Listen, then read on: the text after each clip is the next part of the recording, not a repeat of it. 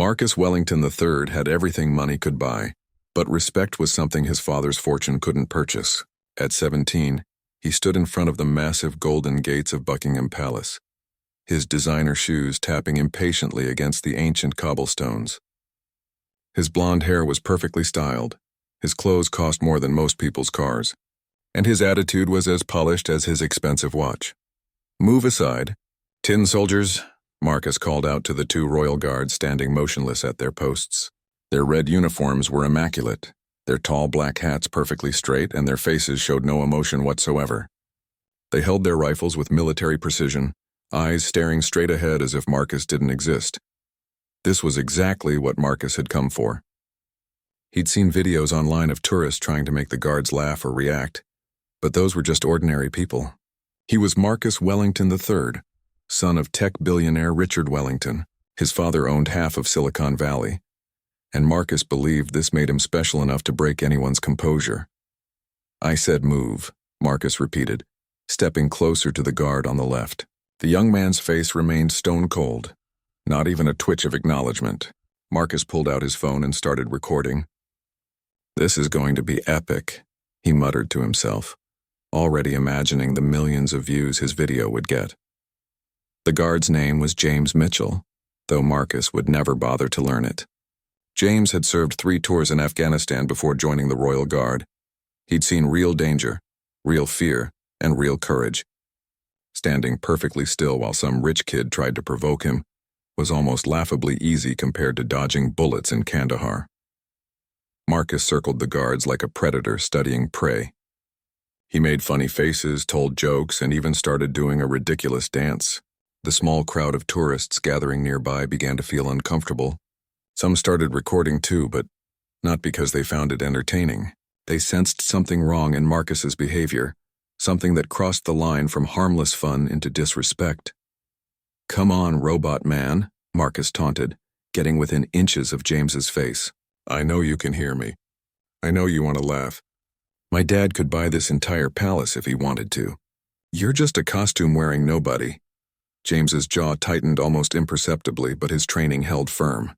Years of discipline had taught him to endure much worse than the words of a spoiled teenager. However, something in Marcus's tone triggered a memory of fallen comrades, of friends who died serving their country while people like Marcus lived in luxury without understanding sacrifice.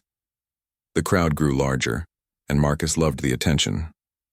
He was performing now, feeding off the energy of the spectators.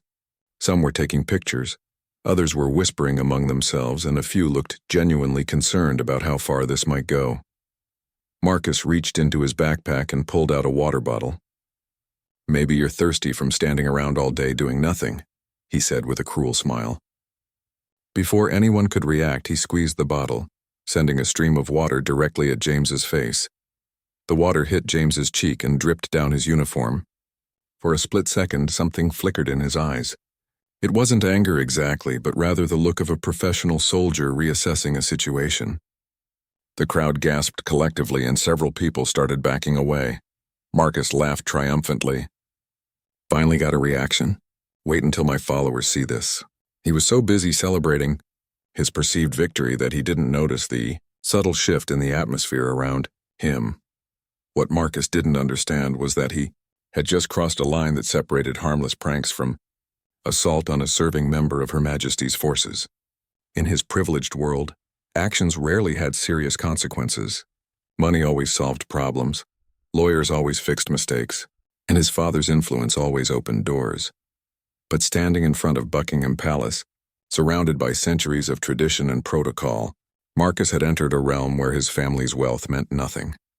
He had just committed an act that would set in motion a series of events that would change his life forever.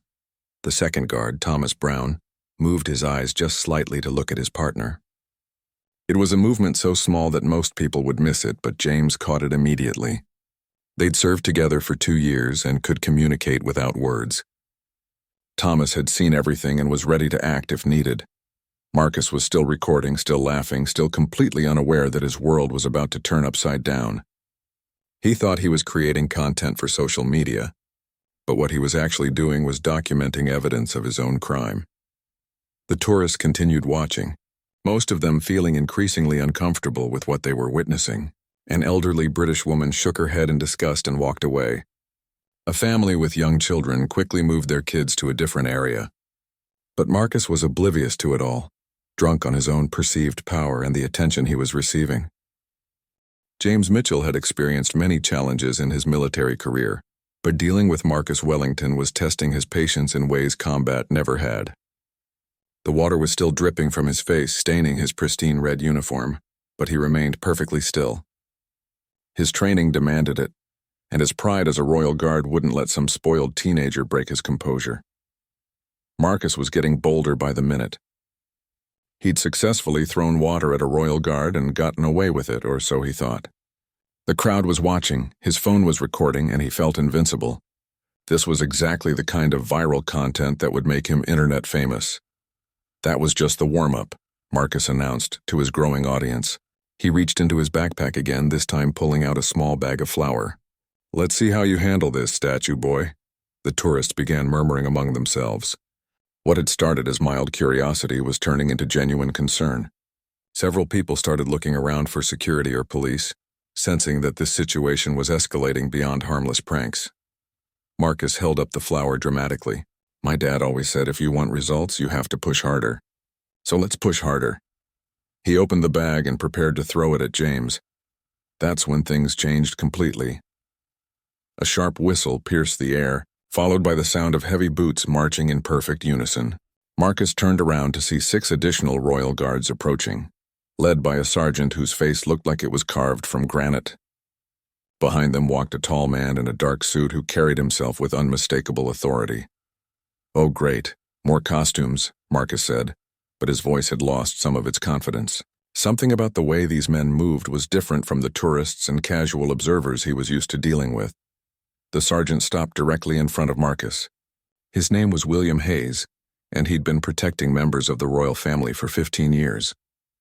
He'd dealt with terrorists, stalkers, and dangerous criminals, but spoiled rich kids were a special kind of problem because they genuinely believed their money made them untouchable. "Young man," Sergeant Hayes said in a voice that commanded immediate attention, "you are interfering with Her Majesty's Guard in the performance of their duties. You will cease this behavior immediately and move along." Marcus laughed, but it sounded forced now. "And who's going to make me? You, do you know who my father is? Do you know how much money my family has?" "I know exactly who you are, Mr. Wellington," the man in the suit said, stepping forward. His accent was crisp, professional, and somehow more intimidating than any shouting could have been. "I'm Inspector David Crawford, Metropolitan Police. Your little performance has been recorded by multiple security cameras, and you've just committed assault against a serving member of Her Majesty's forces." Marcus felt his first real moment of doubt. The flour bag suddenly felt heavy in his hand, and he could hear his heartbeat in his ears. But his pride wouldn't let him back down, especially not in front of all these people recording with their phones. "Assault? I threw some water. It's not like I hurt anyone," Marcus said, trying to sound dismissive. "Besides, my dad's lawyers will have this sorted out before you can even finish the paperwork." Inspector Crawford smiled, but it wasn't a friendly expression.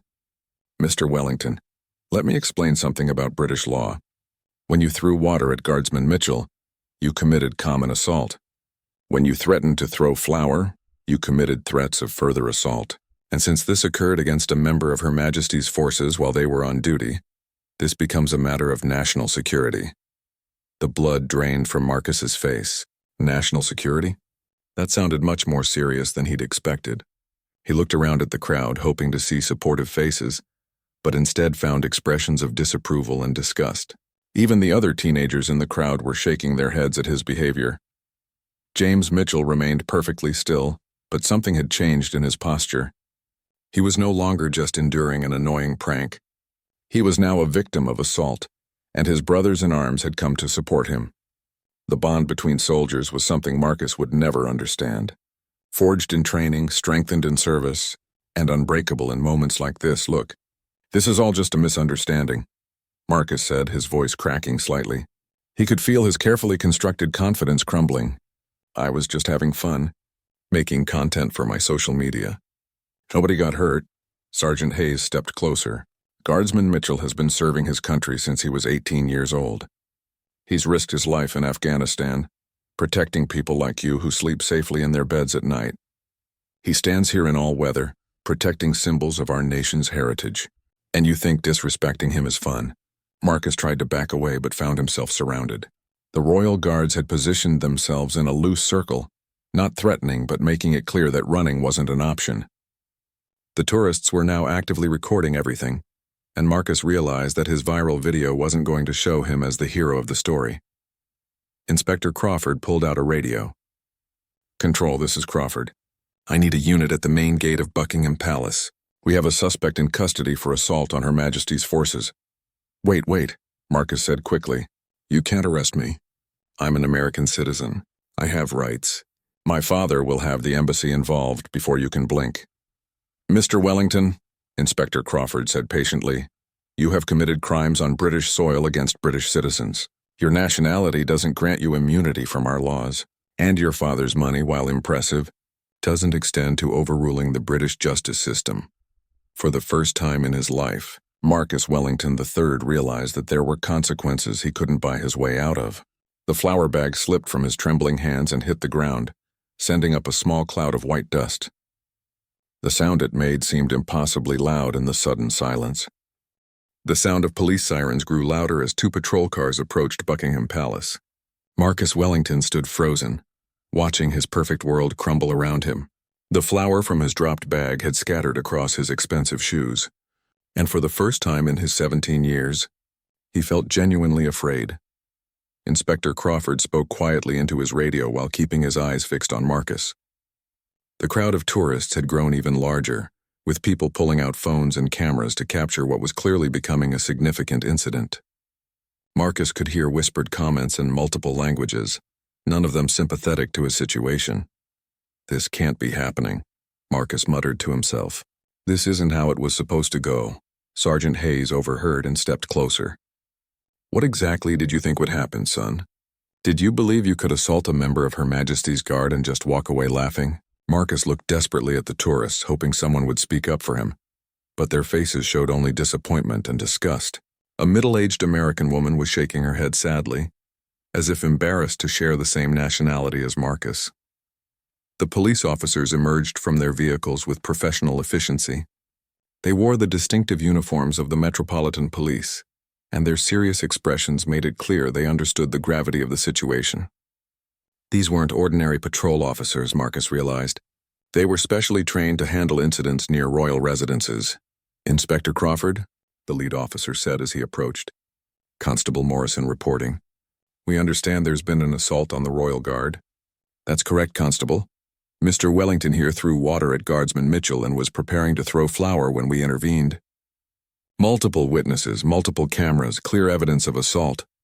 Marcus felt panic rising in his chest. "Wait, please. Can't we just talk about this? I can make a donation to charity or something. My father always says every problem has a price." Constable Morrison looked at Marcus with a mixture of pity and disgust. "Young man, you can't buy your way out of assaulting a British soldier. This isn't a negotiation." James Mitchell finally spoke for the first time since the incident began. His voice was calm, professional, but carried the weight of genuine hurt and disappointment. "Sir, permission to address the suspect?" Inspector Crawford nodded. "Permission granted, Guardsman." James turned slightly to look directly at Marcus for the first time. His eyes were steady, intelligent, and filled with something Marcus had never seen directed at him before. Genuine disappointment from someone who had truly earned the right to judge. "Mr. Wellington," James said quietly, "I don't know what kind of life you've lived or what kind of values your family has taught you, but I want you to understand something. This uniform represents something bigger than me. It represents service, sacrifice, and dedication to something greater than ourselves. When you attacked me, you weren't just attacking James Mitchell. You were attacking everything this uniform stands for." Marcus tried to speak, but James wasn't finished.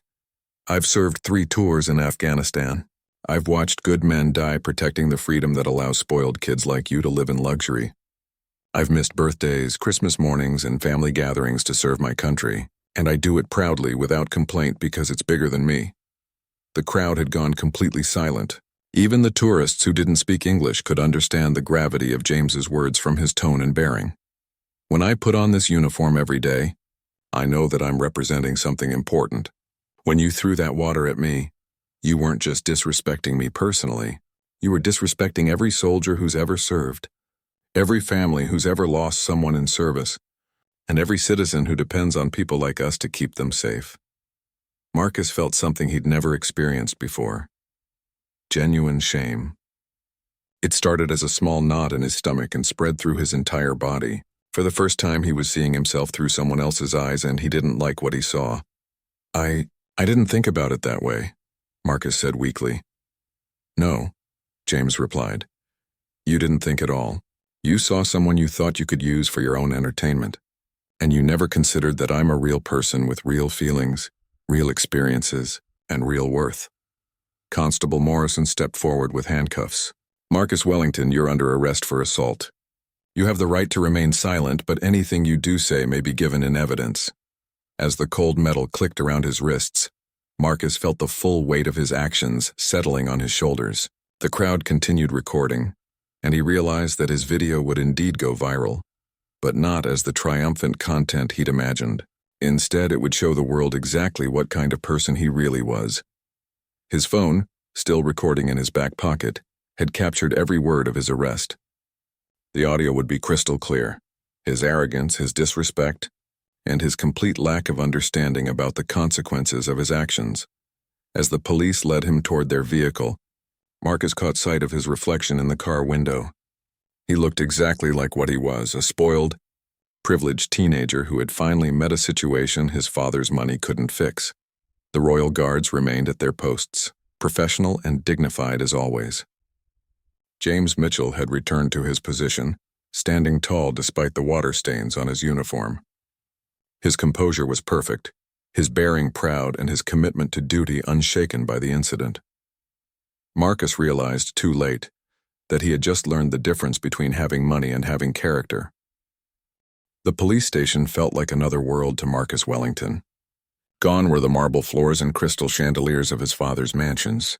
Instead, he found himself sitting on a hard plastic chair in a room with fluorescent lights and the smell of industrial cleaning products.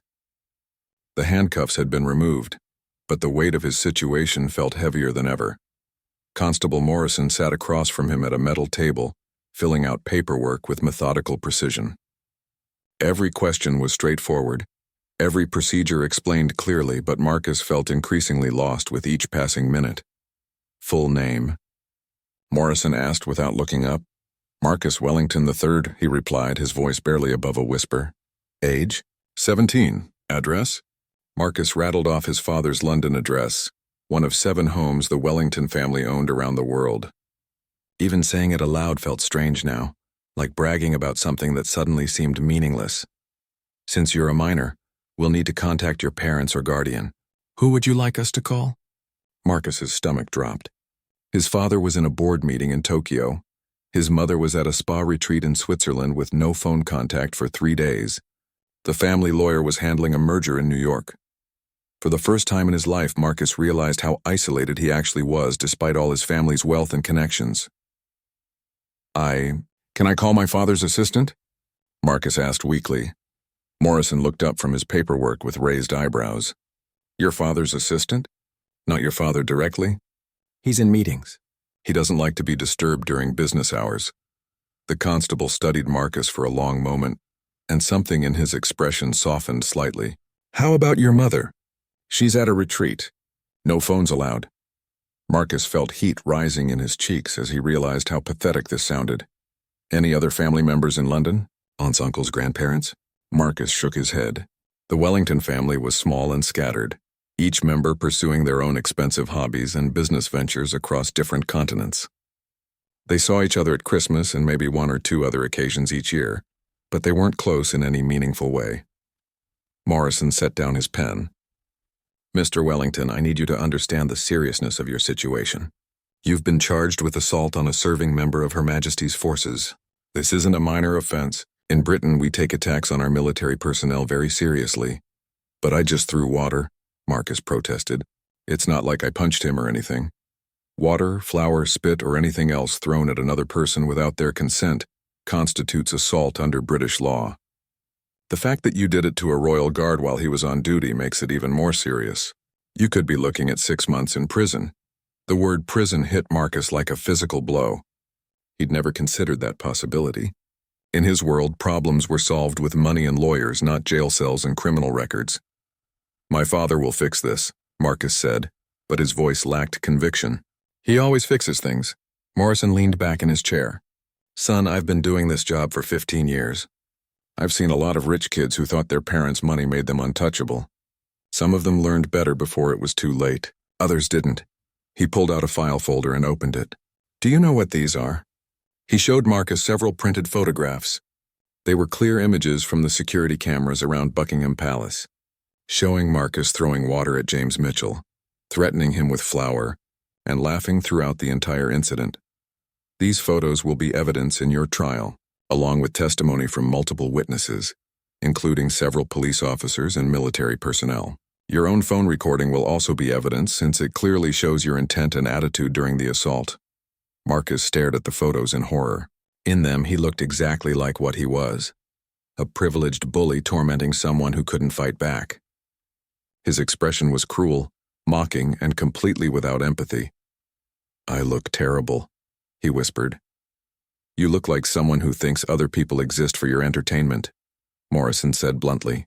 "The question is that really who you are, or is that just who you've been acting like?" Before Marcus could answer, there was a knock on the door. A female officer entered and whispered something to Morrison. His expression grew more serious. "Mr. Wellington, it seems your actions have attracted quite a bit of attention. The video of your arrest has been shared online hundreds of thousands of times in the past 2 hours. British media outlets are running the story, and several American news channels have picked it up as well." Marcus felt sick to his stomach. "What are they saying?" Morrison turned his computer screen around so Marcus could see. The headlines were brutal. "American brat attacks British soldier. Rich kid's royal fail. Spoiled teen learns British justice doesn't care about daddy's money." But it was the comments that really stung. Thousands of people from around the world were expressing their disgust and anger at Marcus's behavior. Many were calling for serious punishment, while others were sharing stories about military family members and friends who had served with dignity and honor. "My life is ruined," Marcus said quietly. Morrison closed the laptop. "Your life isn't ruined, son.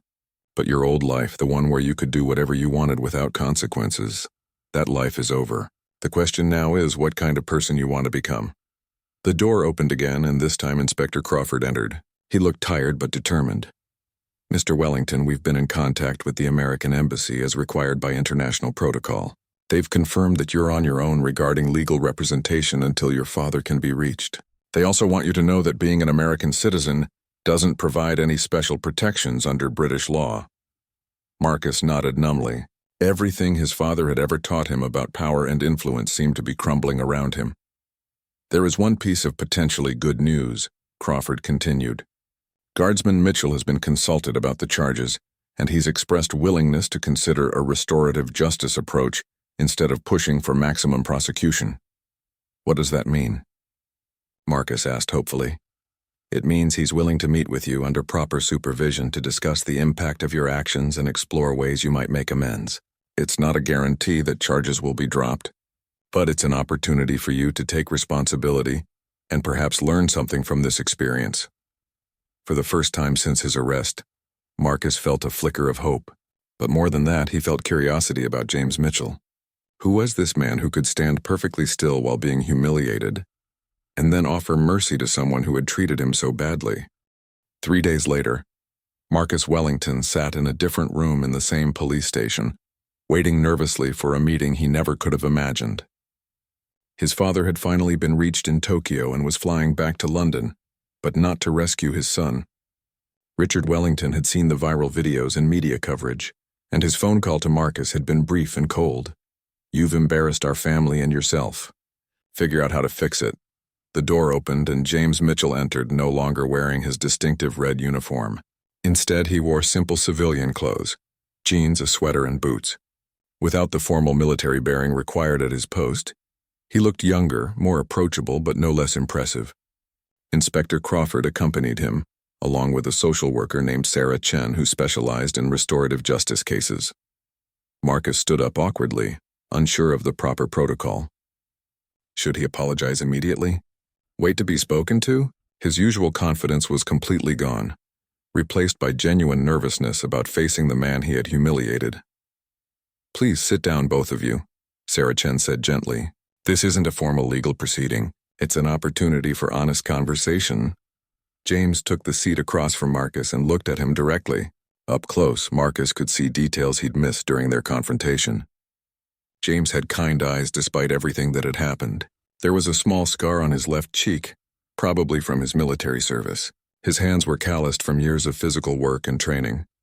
"Thank you for agreeing to meet with me," Marcus said quietly. It was the first genuine thing he'd said in days. James nodded. "I wanted to understand who you really are, beyond that performance at the palace." The word performance stung because it was accurate. Marcus realized that almost everything about his public behavior was a performance designed to get attention and prove his superiority over others. Sarah Chen placed a recording device on the table. "With your permission, I'd like to record this conversation. Sometimes it helps to be able to review what was discussed later." Both young men agreed, and Sarah pressed the record button. "Marcus," she began, "why don't you tell James, in your own words, what you were thinking during the incident at Buckingham Palace?" Marcus took a deep breath. He'd had 3 days to think about this question. Lying awake in his hotel room while reporters camped outside and his social media accounts exploded with negative comments. "I wasn't really thinking at all," he said honestly. "I was just trying to get a reaction. I wanted to make a viral video that would get me famous. I thought it would be funny to break the concentration of someone who was trained not to react."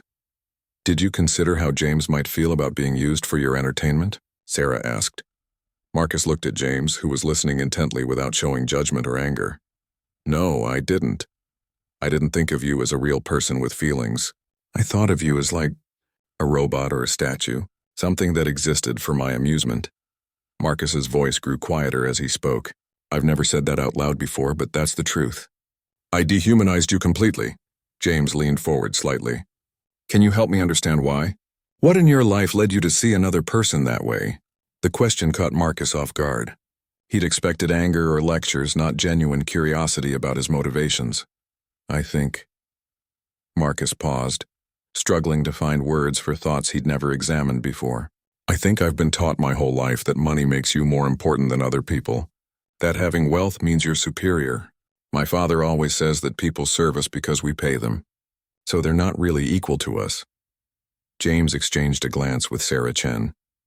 This was exactly the kind of insight they'd hoped to hear. "Tell me about your father," James said gently. Marcus spent the next 20 minutes describing his family life. The multiple mansions, the private jets, the sense that normal rules didn't apply to them. But as he spoke, he began to hear how hollow it all sounded. He realized he was describing wealth and privilege, but not love, connection, or genuine relationships. "It sounds lonely," James observed. The simple statement hit Marcus like a thunderbolt. It was lonely, incredibly, desperately lonely. He had money, possessions, and access to anything material he wanted, but he didn't have a single real friend. He didn't have close relationships with his parents. He didn't have anyone who cared about him as a person rather than as an extension of his father's wealth. "It is lonely," Marcus admitted, and to his shock, his eyes began to fill with tears. "I've never had a real friend. People only hang around me because I can buy them things or take them to expensive places. Even my parents are too busy with their businesses and hobbies to spend real time with me." James reached across the table and handed Marcus a tissue. The gesture was so simple and human that it broke through Marcus's remaining defenses. "I threw water at you because I was angry," Marcus continued, the words pouring out now. "Angry that you had something I've never had. You were standing there with such dignity and purpose, part of something bigger than yourself. You belong somewhere. You have brothers in arms who would defend you. You serve something meaningful." James listened without interrupting, his expression growing more understanding. "All I have is money, and money doesn't make you feel important on the inside. It just makes you feel empty and desperate to prove you matter. So I thought if I could break your composure, if I could reduce you to my level, maybe I'd feel better about myself." The room fell silent except for the quiet hum of the recording device. Marcus wiped his eyes and looked directly at James. "I know this doesn't change what I did, I know saying sorry doesn't undo the humiliation or the disrespect, but I want you to know that I see you now. I see that you're a real person who has served our countries with honor, while I've done nothing meaningful with my life." James was quiet for a long moment, processing everything Marcus had shared. "Thank you for being honest," he said finally. "That took courage, and honesty is the first step toward real change." James Mitchell sat back in his chair, studying Marcus carefully. The angry, arrogant teenager from Buckingham Palace seemed like a different person entirely from the vulnerable young man sitting across from him now. But James had learned in his military service that people could change rapidly when forced to confront the truth about themselves. "Marcus," James said thoughtfully, "I want to tell you something about military service that might help you understand why your actions were so hurtful." Marcus nodded, eager to listen.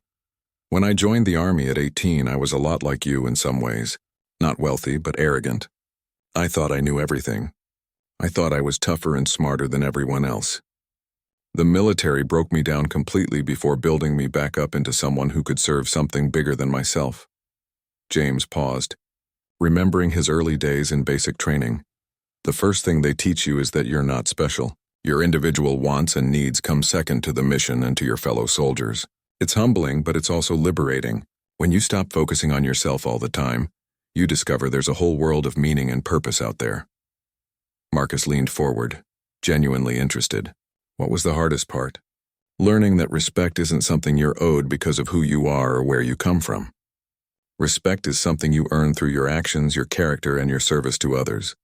James looked directly at Marcus. "In the military, it doesn't matter if your father is a billionaire or a janitor. What matters is whether you can be counted on when things get difficult." Sarah Chen interjected gently. "James, can you tell Marcus about why you chose to serve as a royal guard specifically?" James smiled slightly, the first time Marcus had seen any lightness in his expression. "After my tours in Afghanistan, I could have left the military, but I wanted to continue serving in a different way. The Royal Guard isn't just ceremonial, though many people think it is. We're active soldiers who protect important symbols of British heritage and democracy.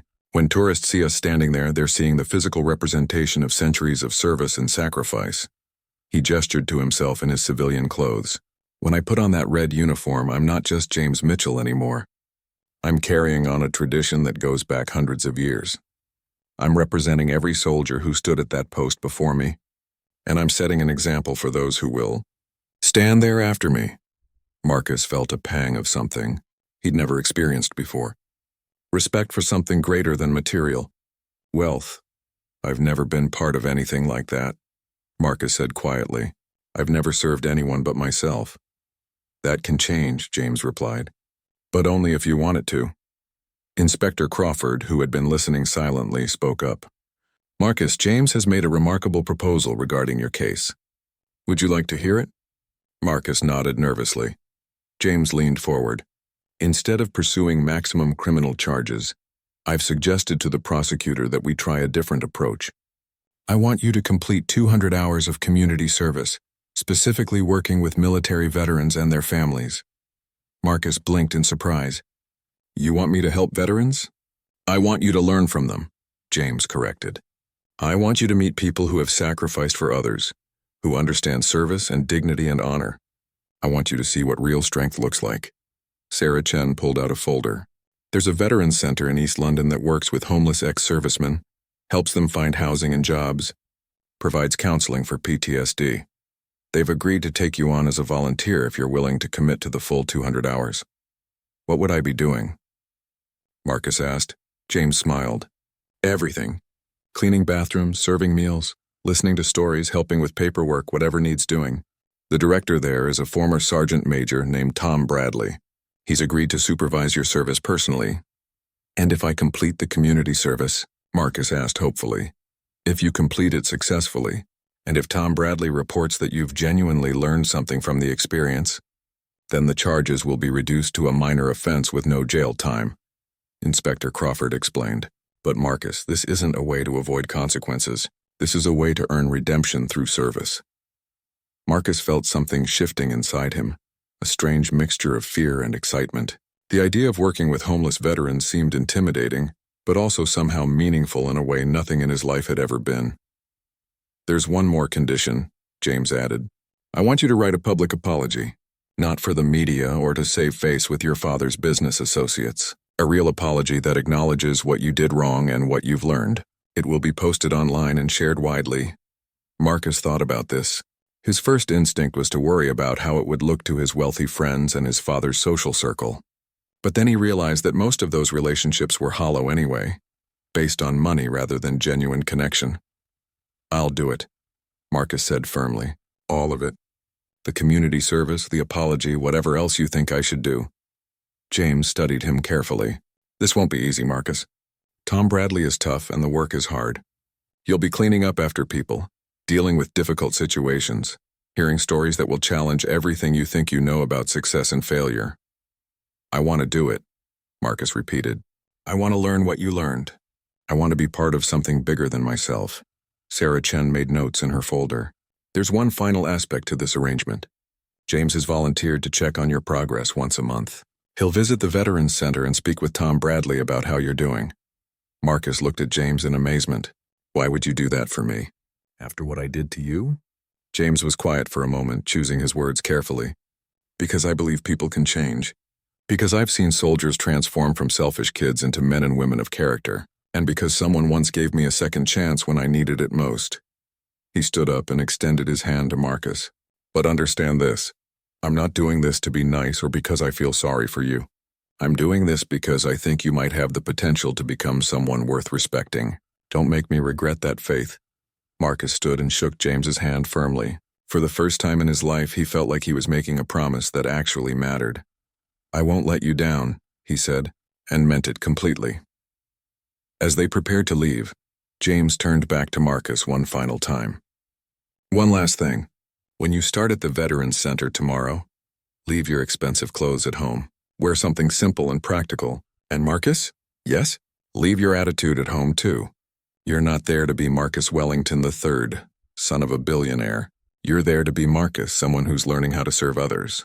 That person doesn't need designer clothes or family money to be valuable." Marcus nodded, understanding beginning to dawn on him.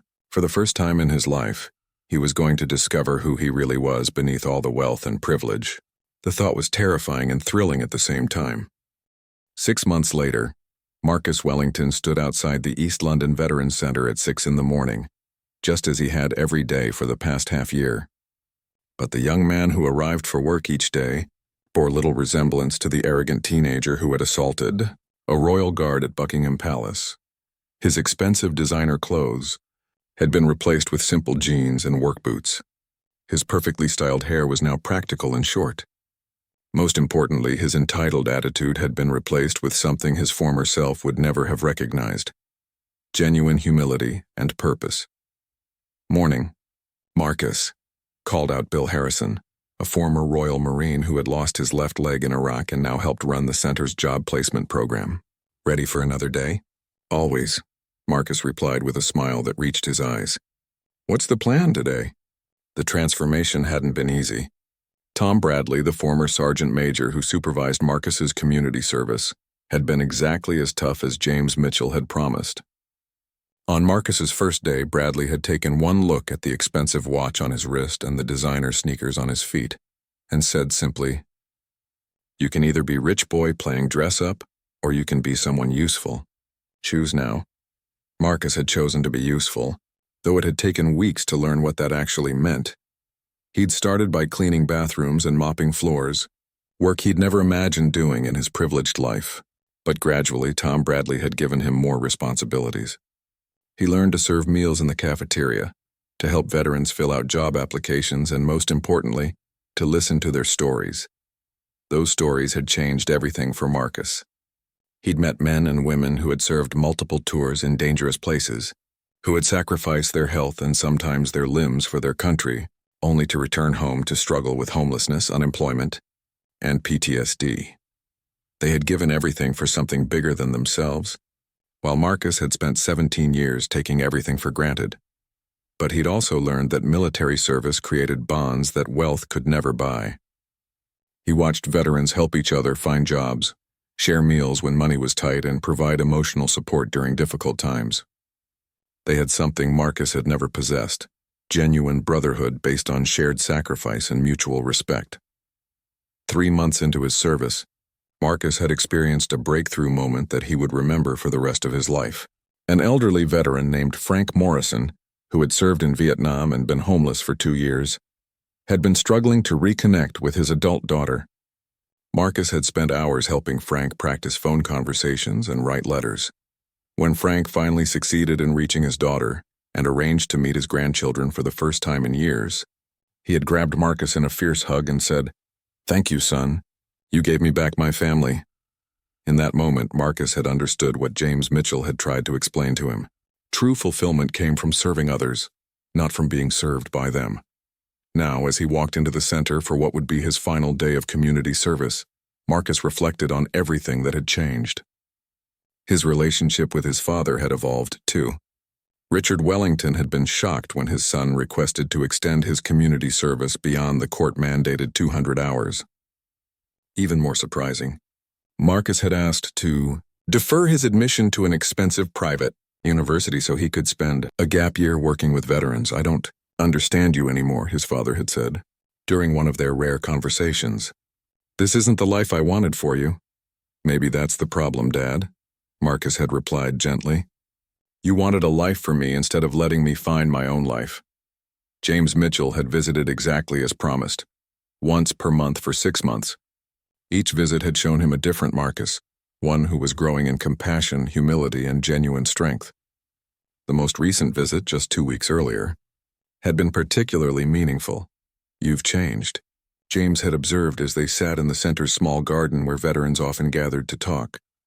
"I feel like I'm finally becoming who I was supposed to be," Marcus had replied.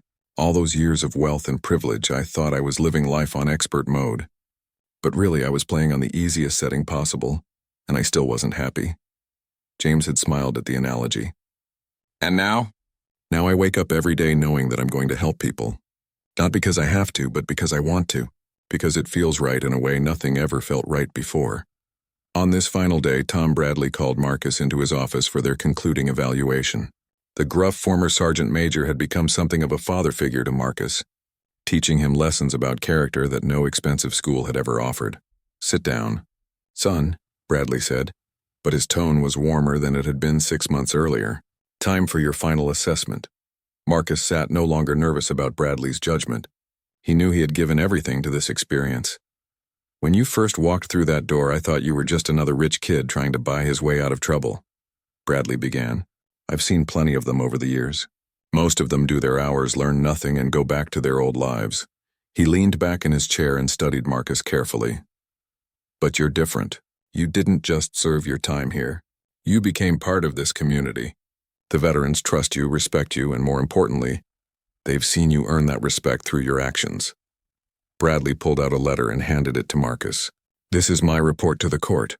I've recommended that all charges against you be dropped completely. Not reduced, dropped. You've more than paid your debt to society."